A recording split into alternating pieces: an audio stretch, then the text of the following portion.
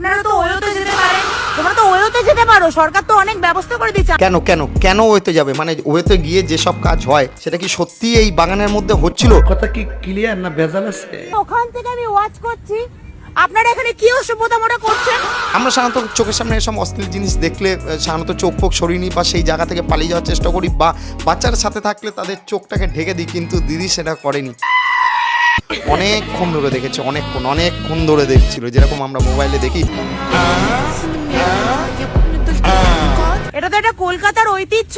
আমি তোমার ভিডিওতে নিচ্ছি না, তুমি অনেক ছোট আমার থেকে। হয়তো তাদের মন সরল, তারা এখনো বাচ্চা, তারা প্রাপ্ত বয়স্ক না, হয়তো তারা এটাতেই খুশি, যেটা বাগানের মধ্যে করছিল সেটাতেই খুশি, কিন্তু দিদি এতে খুশি নয়। দিদি দেখার পরে মনে করেছে একই জিনিস অনেকক্ষণ থেকে হচ্ছে, এবারে অ্যাডভান্স লেভেলে যাওয়ার জন্য দিদি পুশ করছে। তুমি আমার ছোট ভাইয়ের মতন বাবা। মানলাম ওর তোমার ভাইয়ের মতন, যদি সত্যিকারের ভাই হতো তাহলে কি সত্যিকারেরই ওয়েতে যেতে বলতে, নাকি বলতে যে বাড়িতে গিয়ে এইসব কর, বা লোক সমাজে এসব করিস না, লোকজন দেখে নিলে খারাপ বলবে। ঠিক বলেছো। আমাদের ঐতিহ্যটা এইভাবে নষ্ট করো না তোমরা। তোমরা তো ওয়োতে যেতে পারো, সরকার তো অনেক ব্যবস্থা করে দিচ্ছে। যেটুকুনো গাছ বাগানে বসে হয়ে যায়, পার্কে বসে হয়ে যায়, সেটার জন্য কেন ওয়েতে যাবে?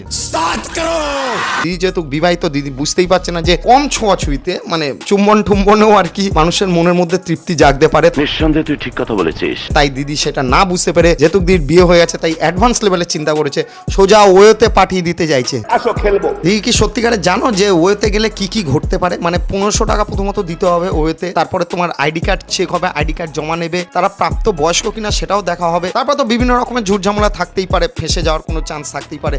তাহলে কেন এইসব রিস্ক নিয়ে একটা ছেলে কেন ওয়েতে যাবে? এটা হাস্যকর।